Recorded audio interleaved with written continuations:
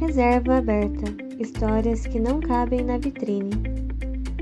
Um videocast do CIDEUS, Centro Interdisciplinar de História, Culturas e Sociedades da Universidade de Évora, com o apoio da Fundação Eugênio de Almeida.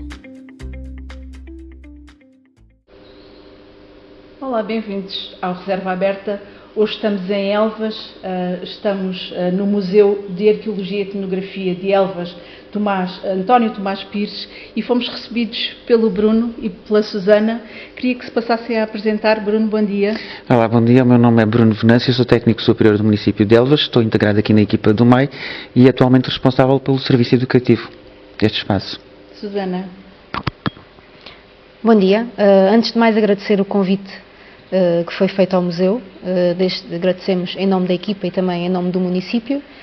O meu nome é Susana Teixeira, também sou técnica superior do município de Elvas e neste momento estou afeta à área do serviço de inventário, das coleções e também das exposições temporárias. E acabamos também por dar, tanto eu como o Bruno, um apoio também na gestão à responsável técnica do museu. Agora gostaria também que nos dissessem, para começarmos a nossa conversa, perceber como é que surge um museu que, em termos de função do edifício, como é que ele parte de uma função que é completamente distinta daquela que tem hoje, para chegarmos ao ponto de criação do museu, que figura também o António Tomás Pires, que dá nome ao museu, que também dá nome à coleção, e de que forma é que se conjugam estas vontades todas e depois acabamos aqui no Museu de Arqueologia e Etnologia. Portanto, falar do Museu de Arqueologia e Etnografia de Elvas não é só falar de um edifício com muitos objetos antigos. Estamos a falar de uma história que nasce em 1880, curiosamente não só na vontade de criar um museu, mas também na necessidade de salvaguardar bens culturais. Neste sentido, é proposta em reunião de Câmara, a 22 de junho de 1880, a criação da secção de Arqueologia e Numismática no edifício da Biblioteca. Biblioteca essa que foi inaugurada no mesmo ano, uns dias antes desta proposta. Há que referir também o contexto em que surge o museu. Sabemos que na segunda metade do século XIX é quando surge um pouco por todo o país diversas instituições museológicas, como é o caso do Museu dos Serviços Geológicos, o atual Museu do Carmo, e neste sentido é quando surge também a nossa secção de Arqueologia e Numismática, também denominada Biblioteca Museu, por se situar no edifício da Biblioteca. O intuito desta criação, da criação desta secção, era recolher o máximo de objetos possíveis para poderem ser salvaguardados, agora então na secção de Arqueologia. O Museu de Arqueologia situou-se no interior da biblioteca durante várias décadas, mas em 2004 o museu encerra devido à reorganização da Biblioteca Municipal para integrar a Rede Nacional de Bibliotecas Públicas. Entretanto, tudo o que estava exposto, todos os objetos foram para as reservas do museu, ficaram aí durante alguns anos.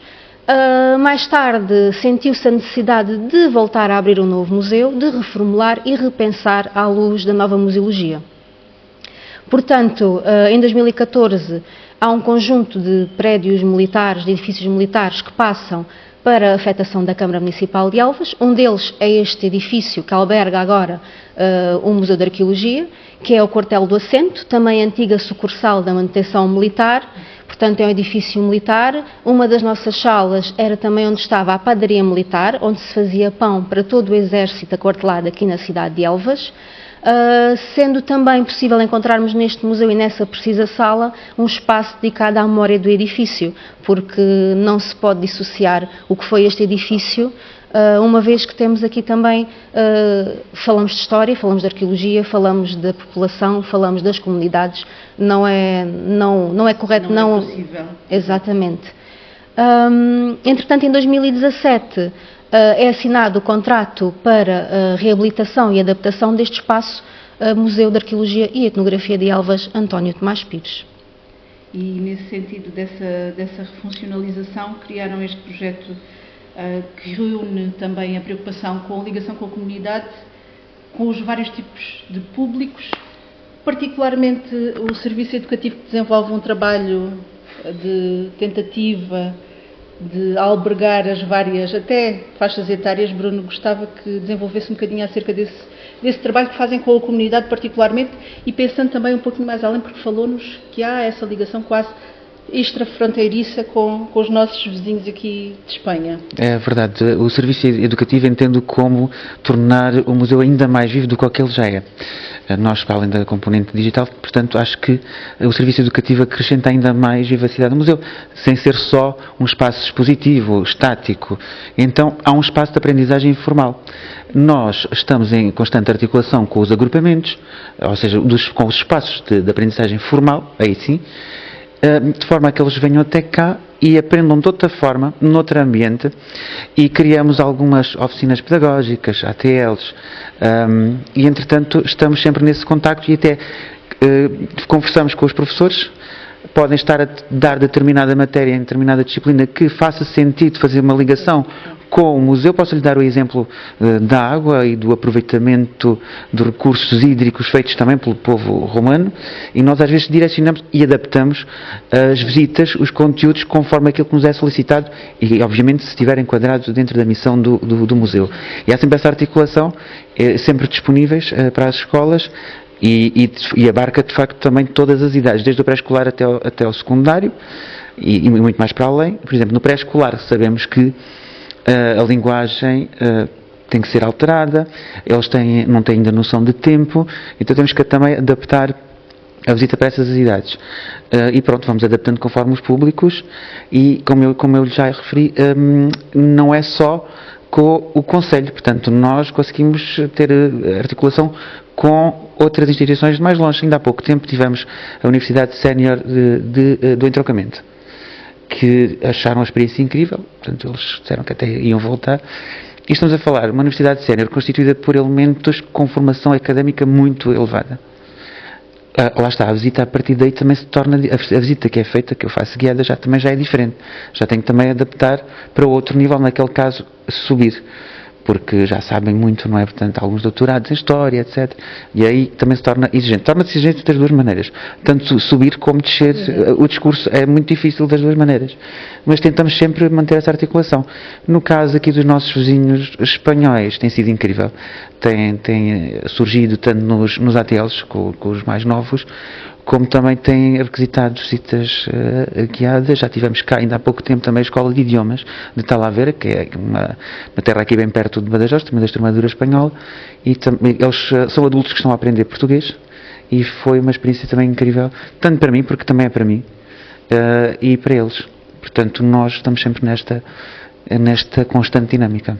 É engraçado como conseguem, dentro de um edifício, apostar todas as dinâmicas do edifício, desde a história do edifício e depois as tradições ligadas ao próprio edifício, o pão, que é um elemento tão marcante na nossa cultura do Alentejo. Vocês conseguem criar essa narrativa e depois desdobrá-la no serviço educativo e criar não só museografia adaptada aos contextos da alimentação, mas também depois desdobrar no serviço educativo e criar workshops dedicados também à alimentação local, criando também esta dinâmica de quase apropriação da própria comunidade em relação ao espaço e às atividades. Tem também, depois, Bruno, gostava que me falasse no ATL. Achei particular interesse nas atividades que trazem as crianças para dentro do museu de uma forma mais permanente no tempo, ou com atividades que não sendo permanentes, mas que vão estando pontualmente ligadas a estes períodos de férias. Sim, algumas estão ligadas a períodos de férias, porque é muito mais complicado ter ATLs em período escolar, e às vezes não tem que ter a ver, às vezes não aplicamos totalmente a missão do museu quando são ATLs, mas acaba por suscitar a curiosidade, até porque o serviço educativo está localizado numa sala que mal eles entram já estão com curiosidade de ver o resto, e eu aproveito-me disso, confesso. Eles estão ali, mas quero ver o que é que está ali.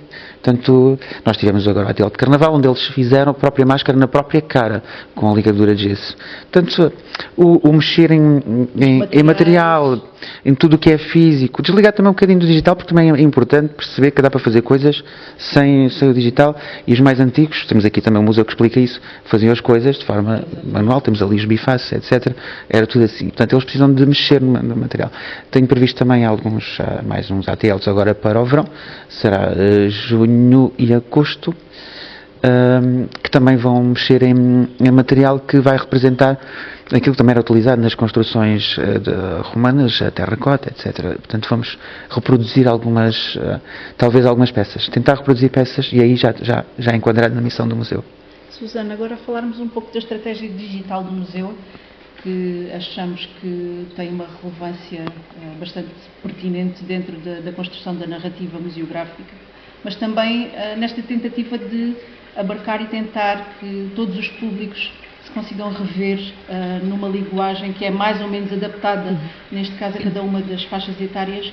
E esta estratégia digital, como é que ela funciona, como é que ela se direciona para cada uma destas faixas etárias e, no fundo, como é que ela resulta depois neste grande projeto?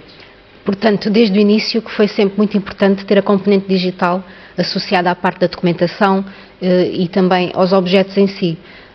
A parte digital acaba por ser um complemento a tudo aquilo que a pessoa, quando entra no museu, vê. Os objetos, as legendas, os textos de sala, as próprias legendas também dos objetos que, quando estão associadas à documentação primária, porque a maior parte das peças, especialmente na sala onde estamos neste momento a gravar, todas as vitrines têm documentação primária associada a cada peça. Em alguns momentos das salas temos também tecnologia como jogos interativos para as crianças, jogos esses que também são muito admirados pelo público mais adulto. Temos também uma componente de arquivo em diversos tablets, nesta sala também onde estamos, em que a pessoa pode escolher uma data. Por exemplo, atrás de nós temos esta timeline que nos conta toda a história do território desde o século XVII até 2004, o ano em que encerrou o museu na biblioteca. E então podemos escolher uma dessas datas, ir, por exemplo, a estes tablets, escolher também a data em questão e temos fotografias, temos documentação, cartas, temos também plantas, desenhos de objetos. Portanto, a parte tecnológica não é só a parte da diversão, mas também a parte investigativa, que também é uma componente muito importante para quem quer vir fazer um trabalho sobre o museu ou quer saber um pouco mais, ou até mesmo investigadores da área da arqueologia e da etnografia acabam por ter também aqui esta componente que pode ser aproveitada de variadas formas. A parte tecnológica também faz com que o museu não seja amassador, tanto para os adultos como para o público mais juvenil, porque sabemos que hoje em dia também o público adulto também acaba por não ir aos museus e achar que talvez é só para ver peças antigas, não tem assim muito interesse, mas não, esta componente faz com que o museu seja dinâmico, seja apelativo e que faça com que a pessoa também volte para ver alguma coisa que não teve tempo, porque realmente, se formos a ver toda a documentação, todos os jogos que temos aqui interativos, por exemplo, temos um jogo que é o ciclo agrícola, que é ligado ao mundo rural, temos também um jogo que é o povoado calcolítico da época da pré-história, temos também uma caixa, que é a Caixa de Areia, em que está representada a Praça da República, onde há uns anos foi feita uma escavação de salvamento e aí as crianças e os adultos podem escavar as quadrículas e descobrir peças. Exatamente, é uma simulação de uma escavação, então acaba por ter esta componente muito dinâmica e divertida, porque o museu não tem que ser chato, Exato. Pode também ser divertido. E essa componente, e como falou há pouco Susana, tem também a parte da investigação que é uma das grandes preocupações Sim. do museu, é criar na narrativa museográfica uma ponte também que possa até despleitar o interesse de quem queira desenvolver estudo nesse sentido. Reparei também que há uma preocupação na utilização de todos os agentes que estão englobados na narrativa, de todas as pessoas que estiveram ligadas não só ao processo de criação do museu, com a criação também de alguns elementos gráficos muito interessantes ligados também com a digitalização e que resultam depois também numa compilação quase de dados que são passíveis de serem estudados de uma forma até divertida, como disseram, não necessariamente de uma forma mais maçadora. Em relação também a esta parte que liga e percebendo que alguns agentes, em termos de desenvolvimento de investigação e num período muito particular que era maioritariamente desenvolvido por homens, é interessante também criarem uma narrativa onde contemplem também as mulheres, o aparecimento, o surgimento das mulheres nas carreiras académicas, muitas vezes ligadas aos seus parceiros, mas ainda assim é importante essa dinâmica. Nos quadros do museu, em termos de desenvolvimento de trabalho, gostava que nos falasse também da relação entre a paridade de género, as cotas de género no museu, que percebo que são interessantes e que desenvolvem também ou que fazem criar um grupo interessante de trabalho. Sim, por exemplo, o Museu de Arqueologia e Etnografia de Elvas é um museu de tutela municipal, portanto, a entrada das pessoas não é ditada pela equipa do museu. Neste momento somos maioritariamente mulheres, temos o nosso Bruno, o único colega homem, por assim dizer, e é uma equipa que se dá muito bem, que trabalhamos muito bem, há uma relação muito interessante. Quando não estamos de acordo em alguma questão, em algum trabalho, conseguimos também superar essas dificuldades e chegar a um consenso. Portanto, acho que é uma equipa que tem tudo para correr bem e para colocarmos propostas em cima da mesa e concretizá-las sempre que assim for possível. Portanto, acho que sendo uma boa equipa tem tudo para dar certo. Bruno, na continuidade aqui também das valências do museu, gostava que falasse agora sobre uma peça particular que vimos há pouco, que tem a ver com também a acessibilidade do museu a todos, e aquela peça particular da pedra que permite que seja tátil a pessoas que não tenham a possibilidade de ver o objeto, e qual é a vossa estratégia também em termos de acessibilidade a outras perspectivas que não necessariamente a pessoas que tenham capacidade visual, por exemplo, ou mesmo a acessibilidade física do edifício, que vejo que está bastante preparado. Gostava que nos falasse um pouco disso. Não, efetivamente o edifício está preparado e relativamente à peça que me falou, estamos a falar ali do bifaço, onde é possível tocar e desde já fazer a ressalva que não é uma réplica, é mesmo um bifaço real, em que qualquer visitante pode tocar para perceber como é que, na época pré-histórica, uma pedra que era trabalhada para esmagar, para partir, pronto, era o chamado faz tudo na altura, portanto, o canivete suíço, para quem se lembra do que é, portanto, servia para tudo. É importante tocar. Sim, eu acho que para o futuro o que eu gostaria de ter era que a possibilidade de mais peças, ou uma réplica quase igual, portanto com um material muito semelhante, existisse em muitas das peças. Nós temos essa peça, que é o biface, da época pré-histórica, e depois a seguir temos um pedaço também de piso romano que também podemos tocar, que é feito por cubos pequenos chamados de celas. Portanto, foi um trabalho muito difícil na época da ocupação romana, mas o tocar traz uma experiência diferente, porque só o olhar às vezes não chega para o visitante. Agora, relativamente para o futuro e ter essas hipóteses de soluções de uma melhor acessibilidade, sim, gostávamos de ter essas possibilidades de uma representação 3D, por exemplo, em que fosse possível, porque existe, não é? O Braille, etc. Para o futuro, sim. É uma estratégia que prevê sim. Como existir essa possibilidade? Está no nosso pensamento e gostaríamos que isso um dia acontecesse. O Braille, e pronto, para quem conhece muito museus, também conhece o piso ou o chão podotátil, em que a pessoa é invisual, mas pode continuar a caminhar sozinha pelo museu tranquilamente. Sim, existe. Portanto, é um sonho, podemos tê-los, pode ser que daqui a uns tempos a gente consiga chegar lá, porque é importante. Exatamente. Sim. E por sonhos, agora pedia-vos uma perspectiva primeiro dos desafios que têm à vossa frente no museu, desafios que achem importantes, e depois um sonho a 5 a 10 anos para perspectivarmos o museu dentro do seu contexto, da sua cidade, e ainda assim ir um pouco mais além, tentar perceber quais são as dinâmicas que se assumem e também os compromissos Susana? Eu penso que o maior desafio é continuar a tornar o museu apelativo, continuar a receber pessoas, diversos públicos. Penso que temos que continuar a trabalhar nesse sentido. Temos conseguido, mas penso que podemos sempre melhorar. Portanto, o desafio é conseguir alternativas para que os diferentes públicos nos visitem, não só para ver exposição permanente, para ver exposições temporárias, para participar nos nossos ATLs, nos nossos workshops, que não são só para crianças. O serviço educativo não é só para crianças, é para o público em geral. Às vezes, agora estou aqui a roubar um bocadinho a fala do meu colega Bruno, mas há muito este pensamento que o serviço educativo é só para crianças, e não é. É tão ou mais importante tê-lo para pessoas adultas como para crianças. Então acho que é fundamental. O que nós vimos daqui a 5 ou 10 anos, neste momento estamos a preparar a candidatura para a Rede Portuguesa de Museus, portanto espero que corra tudo bem, pelo menos no próximo ano. Já começámos a recolher documentação, a preencher alguns textos que são necessários, também a compilar toda a informação que é necessária para a candidatura.